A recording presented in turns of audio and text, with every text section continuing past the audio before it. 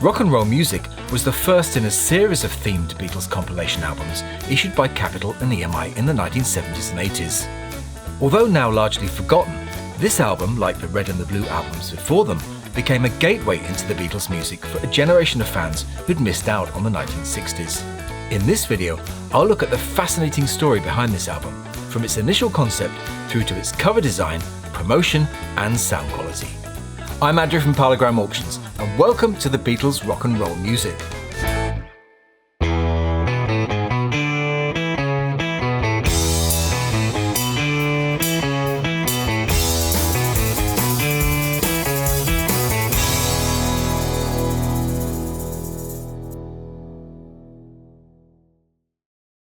On Monday, January the 26th, 1976, the Beatles' 9-year contract with EMI ended, and all 4 members were now free to go where they wanted.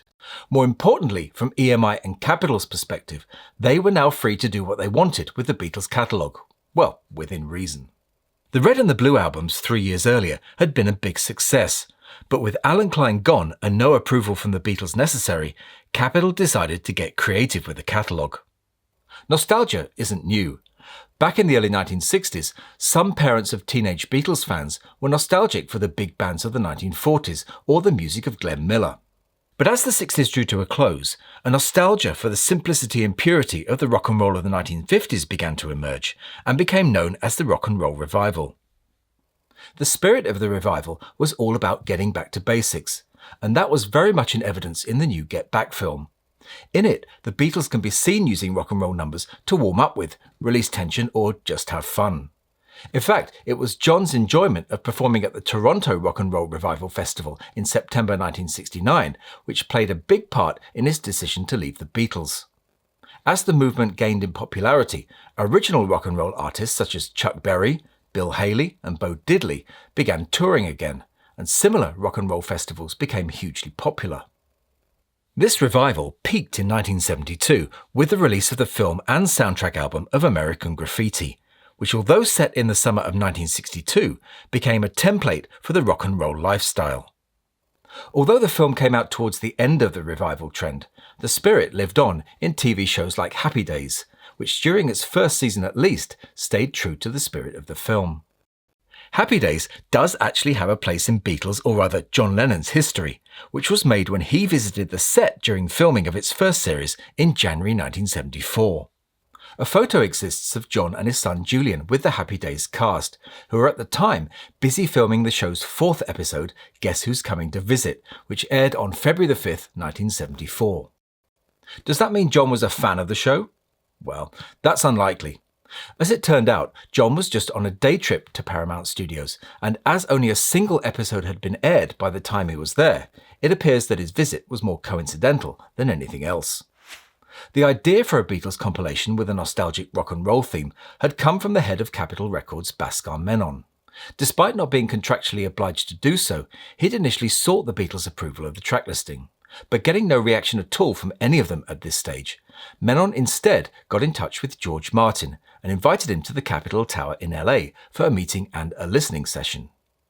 Despite his producer credit on the Red and the Blue albums, this was probably the first time George Martin had been confronted with the Beatles' early stereo recordings since they were issued, and he was shocked with what he heard. There was no way he was going to allow them to go out in this state, and immediately began work on rebalancing their sound. He began work on moving the vocals a little more to the centre, and by adding a little more compression for good measure, as if they weren't compressed enough already. Although, rather bizarrely, the left and right channels were switched. It's difficult to see why this was done, so maybe it was just down to a cabling mix-up rather than by design. I'll take a closer look at the sound quality of these mixes and compare them with the original UK ones later on in this video. Once Martin had finished, he proudly took the tapes back to EMI in London and proposed they use them for the UK release. But to his horror, all his mixes were rejected. It turned out that even though the Beatles were no longer under contract to EMI, official instructions existed under a prior arrangement that the Beatles tapes would not be, quote, touched, added to, edited, or mutilated in any way. However, that agreement didn't include Capitol in the US. So while EMI used their own original tapes, Martin's new mixes were used on the US issue and in many other countries too. The job of coming up with a cover for the album fell to Capitol's art director Roy Kahara. As someone who'd worked on the Something New album back in 1964, he was no stranger to Beatles projects. He'd also been responsible for the cover of one of Capitol's most recent successful projects, the Beach Boys' Endless Summer. Inspired by that American graffiti style we mentioned earlier, and by the trend for illustration-based cover designs, he took cliched elements such as cars, Coke, jukeboxes, and even Marilyn to create the cover. Unfortunately, none of this had anything to do with the Beatles' music, or indeed the era in which it was produced. It was done simply to cash in on the now fading rock and roll revival scene. Whilst the concept was flawed, the artwork wasn't any better. The person responsible was an artist called Ignacio Gomez. Gomez had been designing album covers in a similar style since the late 1960s. His previous work included the July 5th album by The Fifth Dimension, and Ray Conniff's Laughter in the Rain, which in fact was the album he'd just finished before he went to work on rock and roll music. Now I know there are some who like this cover, but I'm not one of them. It looked cool to me when I was 9 years old, but today it's right up there on my list of least favourite Beatles album covers. The US cover, with its chrome-like finish, was at least better than the UK effort, which was a horrid green colour with airbrushed highlights, which made it look even worse. John Lennon was also not a fan of the cover, and made his feelings very clear in a letter about it to Roy Kahara at Capitol. In it, he said that firstly the title of the album was too long, suggesting Rock and Roll Beatles would be better. He also thought it looked like some Monkees reject, or the type of rubbish EMI would use in the early days. To John, it simply didn't represent rock and roll the way he remembered it. He suggested using something from the Hamburg days, an Astrid Kircher photo, or one of Jürgen Vollmer's, which they had left over from his rock and roll album the previous year. But both of these ideas were rejected by Capitol. The album was released on June 7, 1976, as a double vinyl set, along with 8-track cartridge and cassette versions, which, unlike the Beatles' original albums on those formats, managed to keep the track listing in the same order as the vinyl. This was Capitol's first big Beatles release since the Red and the Blue albums in 1973, and the whole catalogue was rolled out in a big marketing push. Retailers were given posters along with this nifty item, which consisted of double-sided cover slicks to hang on a line of thread, creating an in-store clothesline effect. Capitol also targeted the mainstream media with TV and radio spots along with the more traditional print adverts. In fact, it was a difficult album to avoid that summer, as copies were seemingly stocked everywhere, from regular record stores to 7-Eleven. Its profile was also boosted by the Wings Over America tour, which was happening at this time. In fact, the album was held off the top of the Billboard chart by the Wings at the Speed of Sound album. To help promote the album further, Capitol also issued the single Got to Get You Into My Life, backed with Helter Skelter, which got to number 7 on the Billboard Hot 100. Helter Skelter had originally been planned as the A-side, but was flipped by Capitol in response to a TV movie of the same name about Charles Manson, which had aired 2 months earlier. In the UK, EMI came up with something a bit different, which ended up becoming one of the Beatles' rarest and most collectible 45s. A member of EMI's marketing department named David Munns had made a tape on which he'd edited together 11 introductions of songs from the album to play at a sales meeting. This was so well received that the tape was immediately cut as a single for use by the sales team. Only a few of these white label 45s were pressed, which were all single-sided, with the mono playing side being backed with a 3.5-minute test tone signal. The disc is really only identifiable by its playing side matrix of SPSR 401A-1. Very few of these have ever turned up. The last one I saw for sale was in 2018, which sold for £600, which is close to $800. EMI did officially issue Back in the USSR, coupled with Twist and Shout, as a commercial 45 on Parlophone on June the 25th, which spent 6 weeks in the chart, peaking at number 19.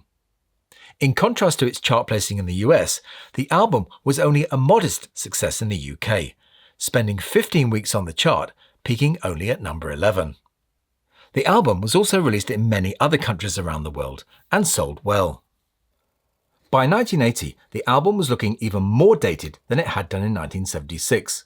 So EMI decided not only to downgrade it to their budget Music for Pleasure label, but also to split it into 2 separate albums.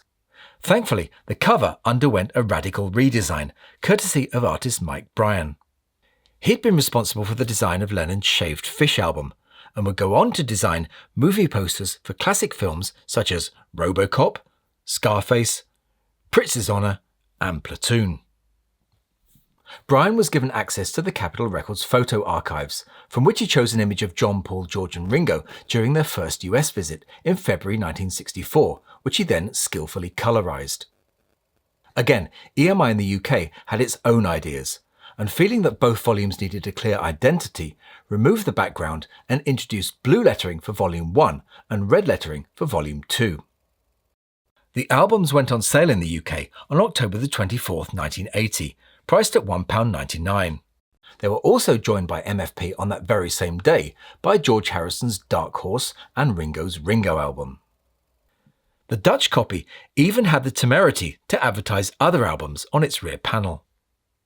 Contrary to their policy about not allowing the Beatles tapes to be messed around with, EMI for some reason on these albums chose not to use the original mixes they'd used on their 1976 release, but had Harry Moss recut the discs using George Martin's remixes, warts and all, as evidenced by the SPKO matrices stamped in the runouts. Talking of mixes, let's now take a look at those and the sound quality of this album in more detail.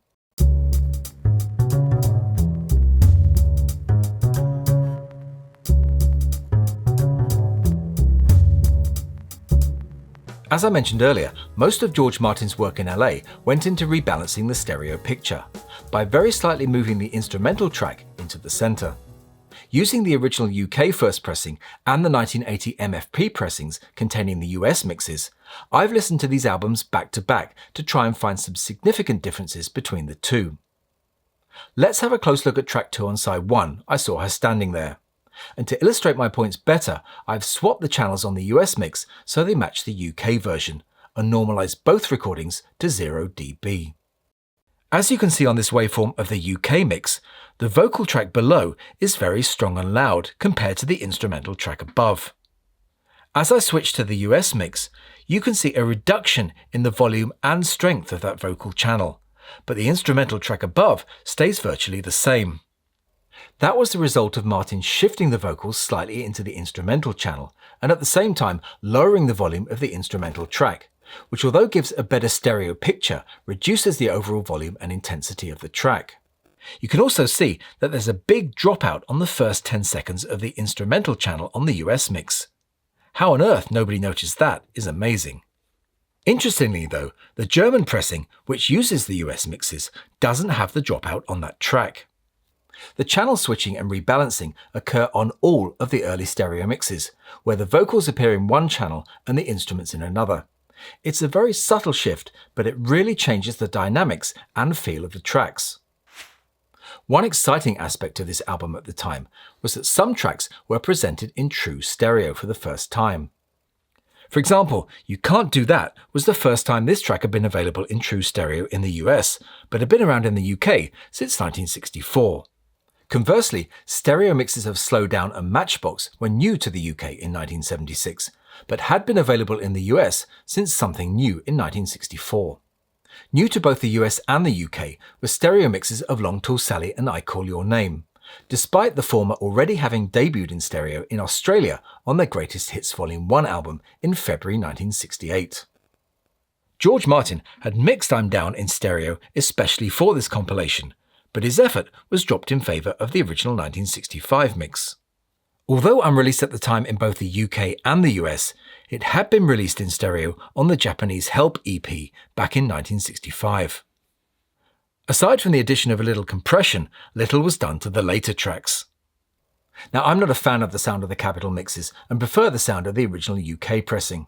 But hey, that's just my opinion. Let me know what you think in the comments. Rock and Roll Music became the first in a series of themed compilation albums. Love Songs followed in October 1977, followed by Beatles Ballads in October 1980, and finally Real Music in March 1982, all of which we'll take a look at in future videos. Although Rock and Roll Music can be seen just as a cash grab release, It did serve, like the Red and the Blue albums before it, as a gateway album for many fans which had been born too late for the first wave of Beatlemania. It also gave Capitol the confidence to go forward with the more important project of Live at the Hollywood Bowl a year later. Whether or not today's remixes will be as successful in keeping the Beatles' music alive for the next generation is up for debate.